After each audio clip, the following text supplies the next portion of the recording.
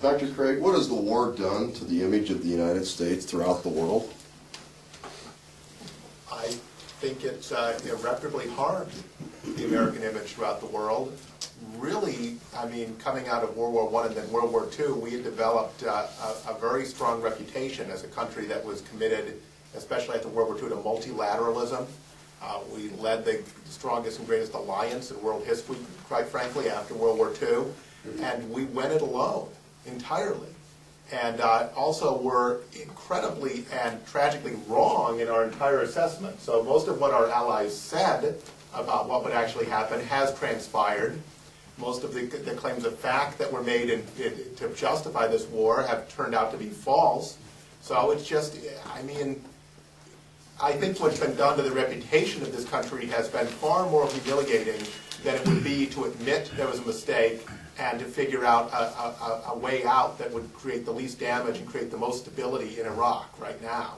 So it's a sort of situation where someone, you know this in interpersonal affairs, someone makes a mistake and then they're so bullheaded they compound the error by being stubborn and refusing to admit it and refusing to try to make the situation any better. And so we really have damaged our reputation, and it's a shame because we spent a whole long time building up that reputation. On 9/11, we had the world on our side, and we just threw that casually overboard. The elder Bush had a real coalition going into the Gulf War, and not this spurious one we had for the Second Gulf War. And remember that Rumsfeld dismissed the French and the Germans as old Europe. We don't have to worry about old Europe. We've got Poland on our side. We've got Australia on our side. You know, so we've got Italy on our side. Some of the heavyweights. Yeah, some of the heavyweights. Our next question is, what has been the effects on our military and National Guard, such as recruitment and the need to replace equipment? Jamie, do you have any thoughts on that? Very good question. Goals are set for reasons, right? So I don't know if you remember those reports, was it a year ago, that we weren't, or the United States Army was not meeting its recruiting goals, right? And it's interesting because if you lower the bar, all of a sudden you're meeting goals, right? So I guess that's one way to meet them.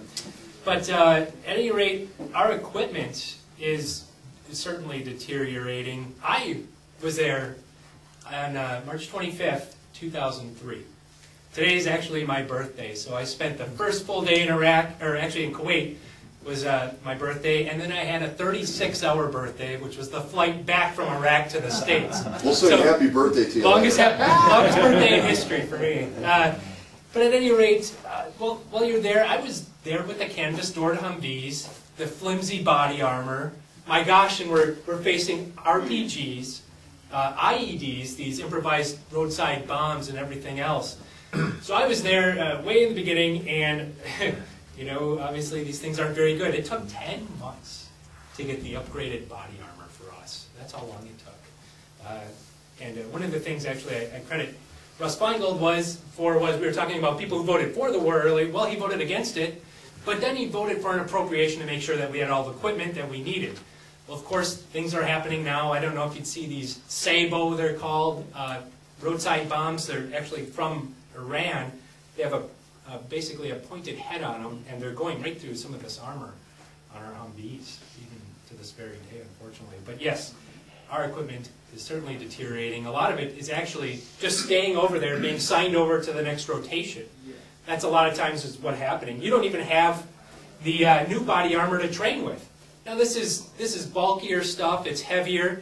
Now when you're on a rifle range or something like that, you're qualifying with your weapon, you always want to train how you fight, right? Well, there's not enough new body armor to train with. It's all over there right now. And so we don't, and over there it's 130 degrees.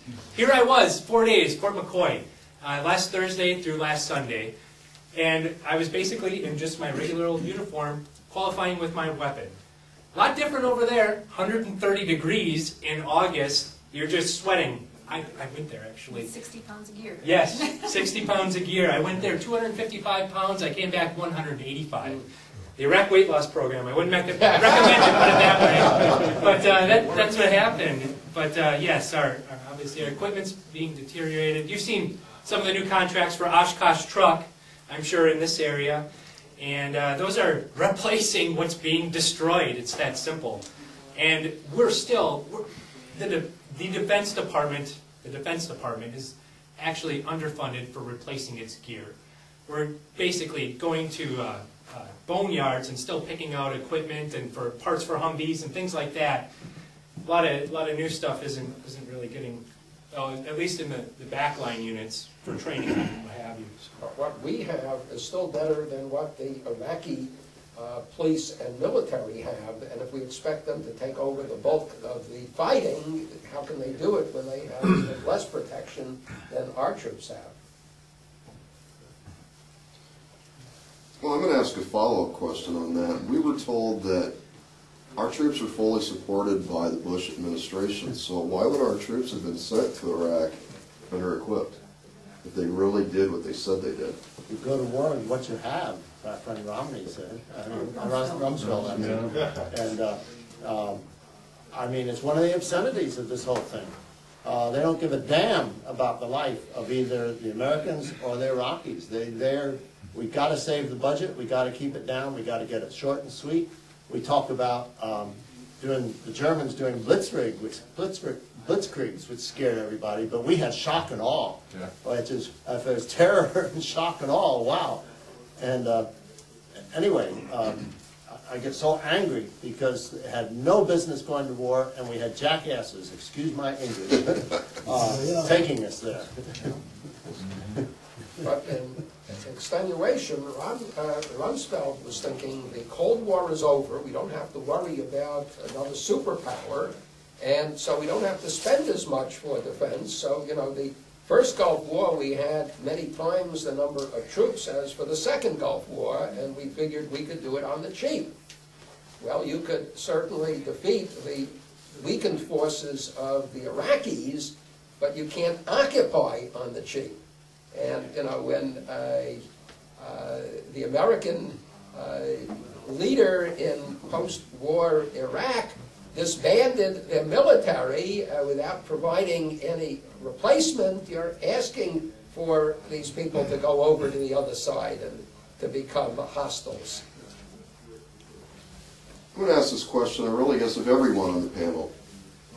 What would you say to those, including many of whom I received emails from, when they learned Citizen Action was sponsoring this forum, saying that those who oppose the war in Iraq don't support the men and women in uniform? We leave Iraq, we have conceded to the terrorists, it will fall some neighborhood. I think we've discussed that a little bit previously, that the vast majority of men and women in uniform support the war in Iraq, that Iraqis no longer live in fear of death squads, and they now have things they did not have before, like schools, electricity, and freedom of speech. Dr. Craig, I'll start with you. Well, I'll leave it to other panelists to speak to how the troops feel about it. The news today, I think a lot of people probably heard is that Lancet report, the medical journal from Britain, that there are over 600,000 Iraqi deaths, is now appears to have been accurate, and there have been declassified British discussions and by British intelligence experts that they thought it was an accurate number and it was a good study. Of course, it was dismissed by British and American authorities. So I don't think you're better off losing 600,000 people to this war, and they're no closer to a stable government or a stable democratic society at all. We're set up for sectarian warfare there. So I cannot see that it was beneficial to the Iraqi people. As bad as Saddam Hussein was, it's led to a bloodbath there for the people of Iraq. Now, as for what it's done for what our own troops, how they feel about it, I'll leave that to others who are much more expert than I. I don't think you're supporting the troops by keeping them in harm's way. You know, if they don't have a sense of what the mission is and they're not equipped to succeed, you're just grinding them out.